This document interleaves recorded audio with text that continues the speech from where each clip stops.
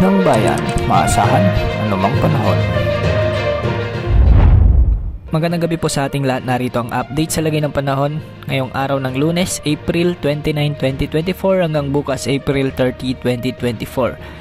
Ngayong gabi ay magpapatuloy pa rin ang pag-iiral ng easterlies o ang mainit na hangin mula sa karagatang Pasipiko at ito ang magdadala ng maliwalas o mainit na panahon sa maraming lugar na minsan ay may dala-dala ring mga isolated na mga pag-ulan o kaya naman ay mga localized thunderstorms. Para sa lagay ng panahon ngayong gabi sa Luzon ay asahan pa rin ang pag-iral ng maaliwalas na panahon ngayon sa malaking bahagi ng Luzon dahil sa epekto ng easterlies, ngunit posible pa rin ang mga biglaang pag-ulan pagsapit ng hapon at gabi dahil sa mga localized thunderstorms. Sa ngayon nga ay nakakaranas ang malaking bahagi ng Luzon ng mga thunderstorms, partikular sa mga lalawigan ng Kalinga, Apayao, Cagayan, Isabela, Mountain Province, Nueva Vizcaya, Quirino, Benguet, Abra, ilang bahagi ng Pangasinan, Tarlac at Occidental Mindoro.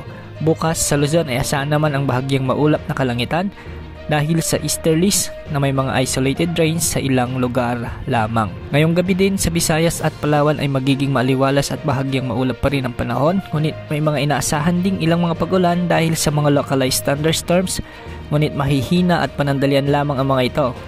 Makakaapekto ang mga ito sa particular sa Aklan, Negros Occidental, Samar Provinces, Cebu Province, Bohol, Antique at Leyte. Sa natitirang bahagi ng Visayas ay asahan naman ang maliwalas na panahon ngayong gabi.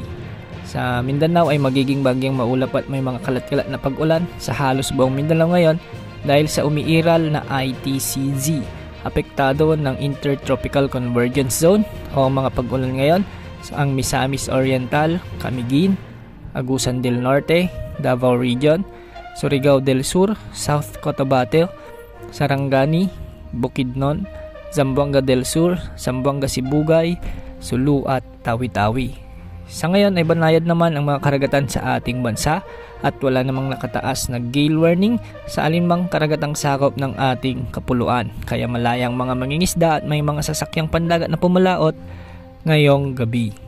Mababa rin ang chance na may mabuong bagyo o low pressure area na posibleng pumasok sa ating Philippine Area of Responsibility sa susunod na 3 hanggang 5 araw. Yan ang update sa lagi ng panahon. Ito po ang weather update ng bayan. Maasahan anumang panahon.